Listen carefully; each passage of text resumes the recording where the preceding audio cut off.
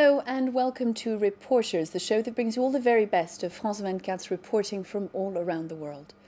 On today's programme, one of the poorest countries in Europe, a country that came to know the crisis even before the crisis was known by all, Portugal. Its growth is negative with minus 0.2% forecast for next year. Its public deficit is rising and already at 7.3% for this year, and its unemployment rate is at the record high of 11.5%. So the big question is, will it be the next country in need of a bailout? No, is the answer to that, according to the country's Prime Minister, José Sócrates, who believes that Portugal can sort itself out on its own. His proposal, an austerity plan more austere than any other, with a drastic slashing of public spending, a dramatic hike in VAT from 21 to 23%, and a freeze or even a drop in public sector pay. Will that be enough? Here's a closer look at a country in crisis with this report from our correspondents Hélène Frade and Cédric Moll-Laurençon. It's a quiet night here in Porto. But this city in the heart of Portugal's industrial north is about to experience an unprecedented general strike. At São Bento station, João and a handful of activists from the CGTP union are ready to act. They're protesting against the government's proposed austerity plan. What the government is now saying to us, we've known a long time. They've been saying it over and over again in recent years. We have to tighten our belts, we have to tighten our belts. And we know that workers are tightening their belts to a point where they're almost strangling themselves. The strike has got massive support from the public sector. Transportation, education and health workers are all participating. More than 3 million Portuguese have joined the protest with João and his workmates. Metallurgy, chemistry and energy industries make up between 70 and 100% of the strikers. In the small assembly, Paulo Moraes, a professor of mathematics at the university, has also come to say no to the cuts. He says the Portuguese problem is too deep to be solved by these austerity measures.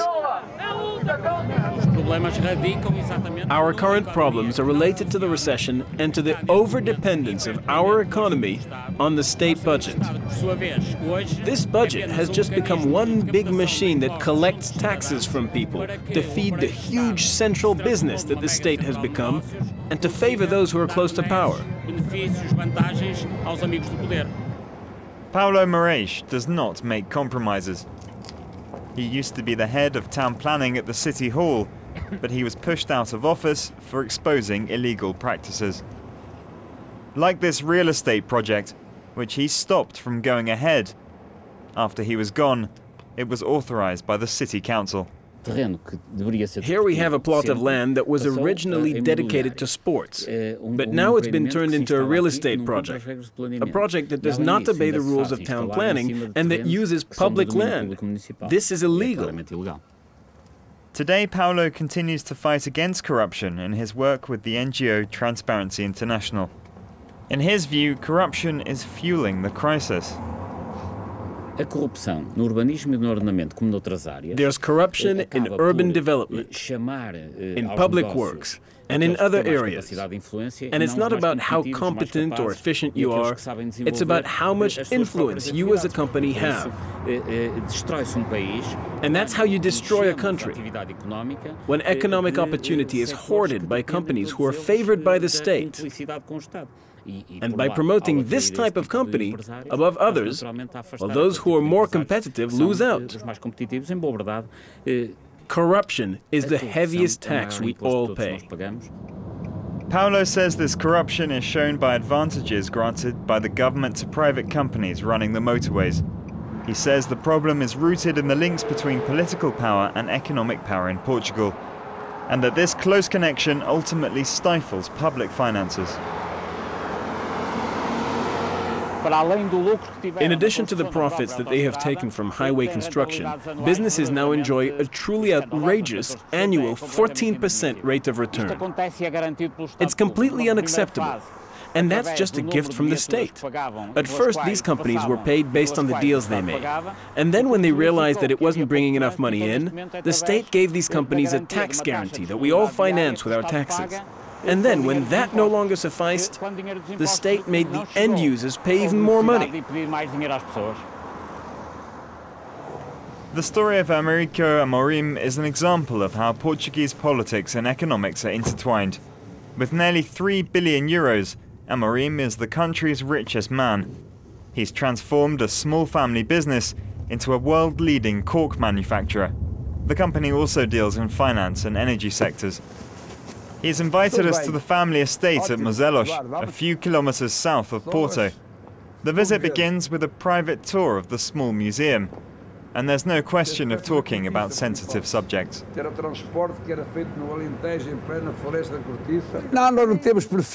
don't engage in politics. We are a democracy, you know. We are economic and social stakeholders. We are working for a better society because not everyone can be an entrepreneur. But no, we don't do politics. Perhaps Américo Amorim doesn't like talking about politics, but he is very keen to show off the pictures that document his success. Pictures of heads of state and politicians cover the wall of this room. Over here, there's some historic photos, renowned people who came to visit us in Portugal. Here's Fidel Castro of Cuba, another president from Hungary, where I am an honorary consul, and this, the most recent, the president of Angola. Here, this is President Américo Tomás before the revolution of '74. Then the first democratic president of Portugal, Ramalho Eanes. Américo Amorim also has his own opinions on the crisis facing the country. He even has a message for potential investors who may be concerned about Portugal's instability. Don't worry about Portugal. Portugal is a generous country. Her people are fantastic. Portugal has a great capacity for suffering. It has proved so over the years, and I'm convinced that the government will meet its commitment to implement an extremely hard austerity plan for next year, because it's essential that the promise is kept. This ability to withstand suffering that Américo Amorim is speaking about is now being tested by the cuts, including plant closures and bankruptcies. To the north of Porto is the cradle of Portuguese industry, an industry with low labour costs, which has now been hit hard by competition. Maria worked in the clothing industry. Her husband, Antonio, worked in public services. They both lost their jobs. I'm unemployed. It's not easy to find work at my age. So I keep myself occupied with household chores, like washing and hanging up the clothes, cooking, keeping the house clean, taking care of the garden and my 10-month-old grandson. That's how I occupy my time. The financial crisis has caused many local businesses to fold, leaving behind thousands of completely disorientated workers like Antonio. What happened, I don't know. I worked there for 18 years and suddenly they stopped paying us. We went our separate ways without being given an explanation.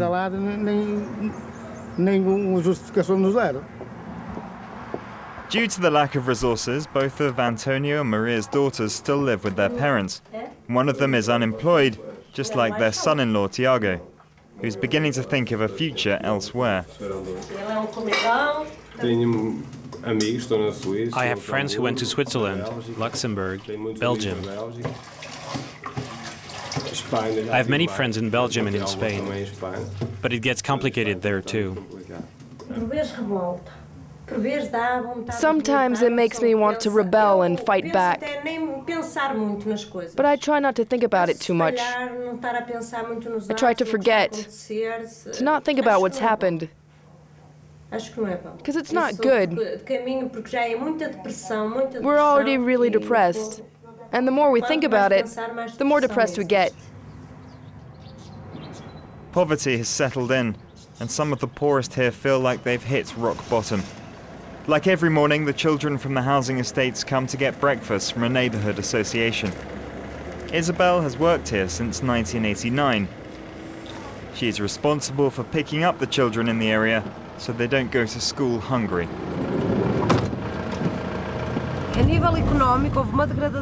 From an economic standpoint, things have really disintegrated. It's worse than it was 20 years ago, in my opinion. 20 years ago, the children I worked with had many shortcomings. They lacked clothing, money, even hygiene. But at the time, they were from severely disadvantaged social groups. But now it's not just these kids, but children from across the community. These are children whose futures now don't look any better than their parents.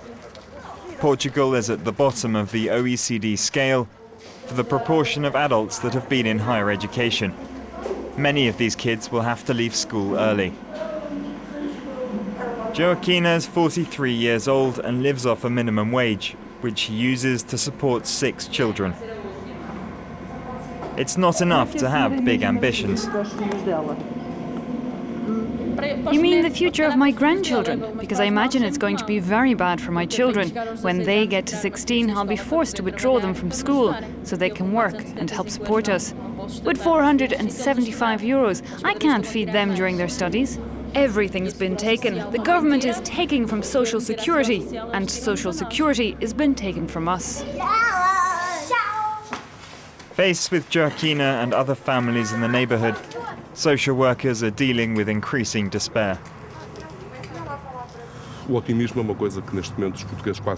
Optimism is something that the Portuguese have almost run out of. They understand that the difficulties are greater each time. Politicians promise every time that things will get better, but in reality they get worse. We had an election a year ago, and we were promised that wages would not fall, that we would not have to pay tolls for the roads. And just 6 months after that, they turned back on everything. They lowered wages, they make us pay for motorways. They've reduced welfare, they don't reimburse us for essential drugs. And the result is that people no longer believe politicians. That's what they say about Portuguese politicians. Despite these difficulties, Prime Minister José Sócrates has said Portugal does not need any help and has refused the idea of intervention from Europe or the International Monetary Fund. Meanwhile, the Portuguese appear to be losing hope with each day that passes. Last year, nearly 100,000 people moved out of the country. Well, I'm joined now by our correspondent Hélène Frade, who brought us that report. Thanks very much indeed for being with us. Now, the first problem that we hear about in that report is that of corruption. Tell us how bad the situation is in Portugal and how closely that is linked with Portugal's troubles. Well, to begin with, I must say, if we look at the way corruption is perceived in Portugal in figures, there's not anything very alarming in the figures for Portugal. On an increasing scale levels, Portugal ranks in the 32nd position. Now, 32nd in an increasing scale is not too bad. France ranks 35th. And at the other end of the spectrum, we have Italy in 67th position or Greece in 78th. So it's not that worrying, no. But on the other hand, if we take a closer look at the figures, then we realize that in 10 years' time, the situation got much worse, and that it is going or running against the evolution of most European countries. So, in a way, that is worrying. And that, I think, is probably linked to the multiplication in the past years of high political and financial scandals. I'm thinking of Operação Furacão, as it is called in Portugal. And this is an operation that is an investigation of embezzlement of hundreds of millions of euros.